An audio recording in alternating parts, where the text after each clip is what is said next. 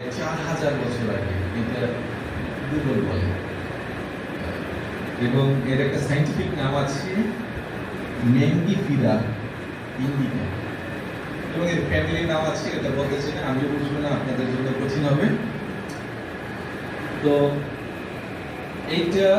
এই আমটি বাংলাদেশ মানে এই সাউথ এশিয়া পাওয়ার পরে 15 থেকে 16 সেঞ্চুরি আছে, 15 থেকে 16 সেঞ্চুরি। এই সময় এটা সাউথ আফ্রিকা এবং আমেরিকা ওদের দিকে ট্রেড হয়, বিজনেস হয়। আগে তো পর্তুগিজরা আমাদের দেশ কন্ট্রোল করতে বা দেখতো, তারা বিজনেস করে ওই দেশে এক্সপোর্ট করে। এর মাধ্যমে 1516 এবং 1600 খ্রিস্টাব্দে ওই সময় এটা মানে এশিয়ার বাইরে এক্সপোর্ট এবং প্রায় 1000 প্রকারের আম বর্তমানে পৃথিবীতে আছে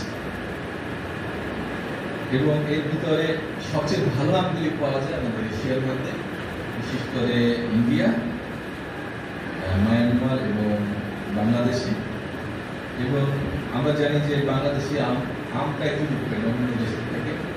বাংলাদেশের আমটা বেশি জুসি, বেশি রসালো থাকে, মিষ্টি থাকে।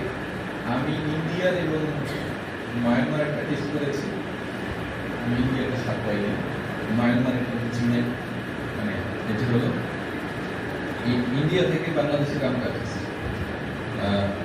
তো বাংলাদেশের যে আমগুলি বিখ্যাত এটা আমরা জানি, ল্যাংড়া, হিমসাগর, ফজলি, আম্রপালি, গোবিন্দভোগ, আশিনা, হারিভাঙ্গা, XYZ, 1000 টাইপের ভিতরে অনেকগুলি আছে, কিন্তু এগুলি বিখ্যাত।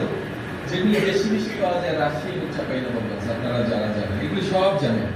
এবং এর সাথে এগুলি উৎপাদনের সময় বা পাকার সময় হচ্ছে মে থেকে সেপ্টেম্বরের মধ্যে এটা বাংলাদেশে পাওয়া যায়।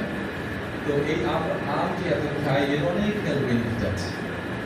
এর ভিতরে পাওয়া যায় vitamin C, vitamin A, vitamin B এবং এতে আছে অনেক অ্যান্টিঅক্সিডেন্ট, অনেক ফাইবার, যেগুলি আমাদের ইমিউনিটি শক্তি বাড়ায়, রোগ প্রতিরোধ ক্ষমতা বাড়ায়, স্কিনে গ্লো তৈরি করে, আমাদের ডাইজেশন মানে হজম প্রক্রিয়া ভালো করে, চোখে দৃষ্টিশক্তি বৃদ্ধি করে এবং শরীরের ভিতরে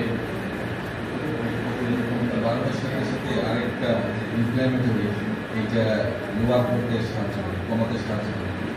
এইটা যেভাবে পজিটিভ দিকে আছে, কিছু নেগেটিভ দিকও আছে। এইটা আপনাকে বেশি যদি খান তাহলে আমাদের ওয়েট বৃদ্ধি করবে, ডায়াবেটিক্স রোগীদের জন্য সুগার বৃদ্ধি করলে এটা খুবই সমস্যা।